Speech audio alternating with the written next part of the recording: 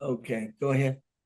So I had a young attorney that's working one of the cases that I'm currently just wrapping up. Probably one of the biggest firms. Yeah. Like, Yeah, it's one of the biggest law firm PI firms here in Delaware. And um, I told them that I'm taking a course to finish getting certified where I can document, soft cervical soft tissue injury on low impact. And I said, well, what kind of things can you document? And I told him, well, at MMI, we do a report and has put subjective, objective, and hybrid information in there to be evidence for you. And we include we include an AMA impairment rating and stuff. And he told me that in Delaware they can't use an AMA impairment rating. I've never heard of that before. I figured I'd ask you. Never heard of it either. What you need to do, first of all, it sounds like he's a young attorney and he probably doesn't know what he's talking about. He's just not using it himself, is what it sounds like. Yeah. But what I would be doing is calling down to the Trial Lawyers Association, Mm-hmm. asked to speak to like the secretary or the president of. Remember, when you're dealing with an organization, that kind of doesn't matter what kind of organization it is, and chiropractic Yep. is the same way. People that are on the board, they're usually pretty friendly. That's why they're on the board. They volunteer their time. Mm-hmm. So just call down there and say, hey, do you mind if I ask you a question? But I'd call around a couple, but that's where you're going to get the information. Because remember, there's no such thing as PI laws like workers' compensation laws. You knew that, right? Yeah. Okay. So it's the guidelines that they use on their states. It can vary per state, but I've never heard that ever Yeah. Me neither. Okay. in any state. So you just need to, and it sounds like he's just ignorant. He doesn't know what he's talking about. He just doesn't know what Yeah. he knows, is what it sounds like. Yep.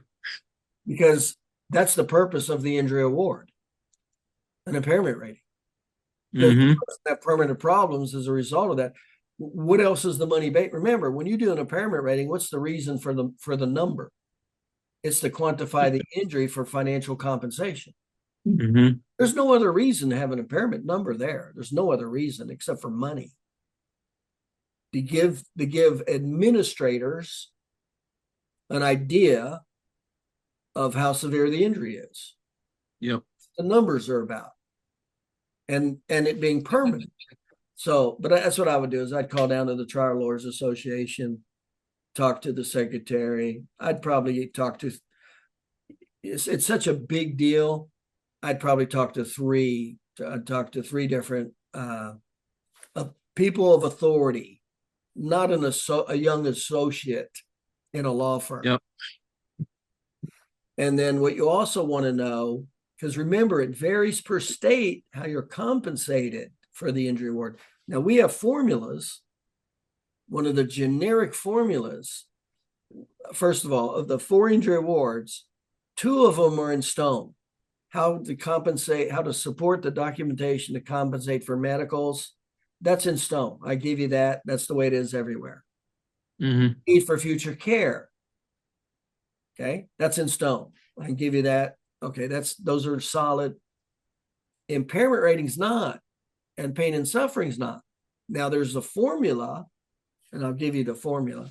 But this is one of the things you also want to find out from within your state, because it does vary state to state. Mm-hmm. You want to call down to the Trial Lawyers Association, say, not just find out, hey, are you guys using impairment ratings? If not, why? And then get to the bottom of this. Is there a rule or regulation, or where is this? Because you want to find it. Yep. You don't want to just you don't want to hearsay. You want to find the statute. Yep. Okay, because I'm almost 100% sure it doesn't exist. Okay, and then talk with somebody of authority, like I said. But in addition, you want to ask them, say, hey, by the way, what's the general formula here in Delaware for the impairment injury award? Now, I teach you as a generalization, the impairment injury award is the amount of money they made from the time of the injury, until MMI, or what a normal person would make if, let's say they're not making, they're a stay-at-home mom or something. then I would just take an average salary of your state. But Mhm.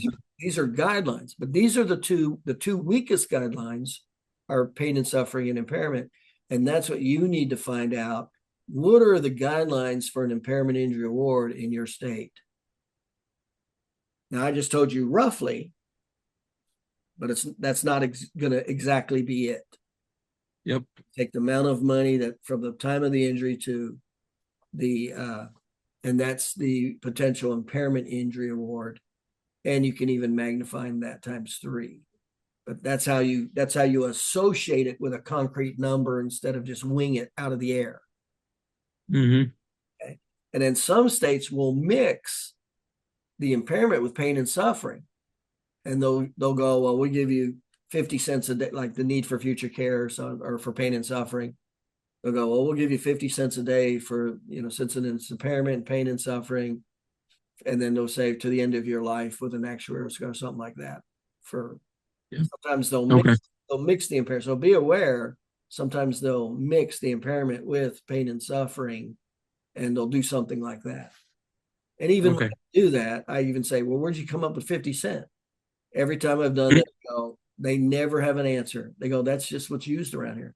I go, is there a source? Where'd you come up with 50 cents?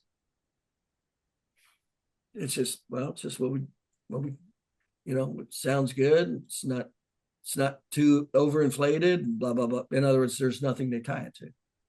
I'm just telling you the reality of what typically happens. All right. But you can almost bet on it. He doesn't know what he's talking about. Yeah, it was my thought too, but Remember, soon as an attorney says we don't, as soon as an attorney does not ask for a narrative report or does not ask for I want an impairment rating, what does that immediately tell you? he's looking to settle. No, that's not what it tells you. I don't know what. You have an uneducated attorney in front of you.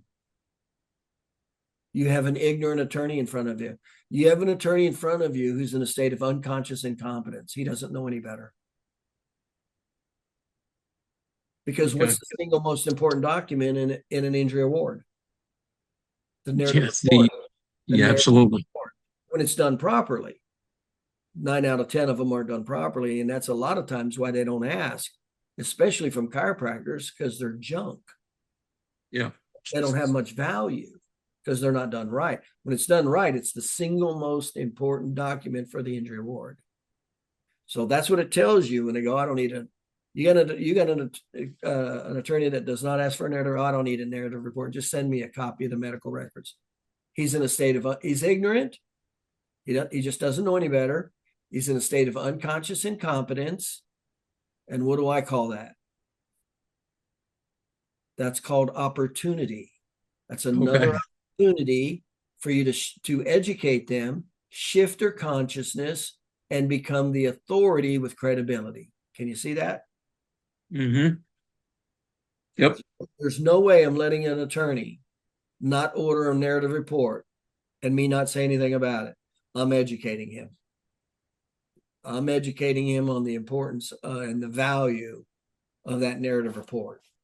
Now, it's the same with the impairment rating. Because remember, out of the 4 potential injury awards, you don't have 2 of them without an impairment rate. You don't have the impairment injury award, and you don't have a prognosis and need for future care injury award. How can you have a need for future care if there's no qualification that it's a permanent injury? You can't. You see how he doesn't know what he's talking about? Yep.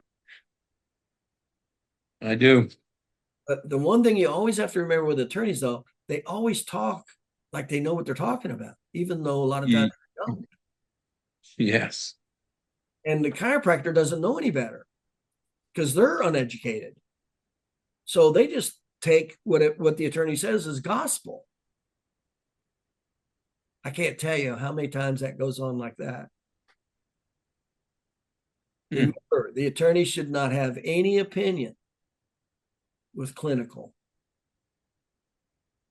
He didn't go to one day to medical school or chiropractic school. These are things these are light bulbs Oh yeah. Need to be going off in your head. You got to be aware of these things. You can't just from now on just attorney say something and then you turn, you put your tail between your head and walk away. Bullshit. You're now becoming the authority. You just need to recognize how much they don't know, that it's going to be unbelievable how much you're going to see they're in a state of unconscious incompetence. They don't know any better. But I, talk like most of them, most of my work with are like that right now. Yes. talk like they do. So, but you got to realize, you can't take it. You can't just go, okay. I'm like, no, you're not going to gain any credibility or authority by just taking their shit. Yeah. And I think I pointed out to you, there's 4 potential injury awards from a doctor's notes. When Yep. there's no impairment, that means there's no impairment injury award and there's no prognosis and need for future care injury award. And that is typically the largest of the 4, depending on how old the patient is. So you tell me an impairment isn't accepted or not, bull. That's required to have a prognosis and need for future care.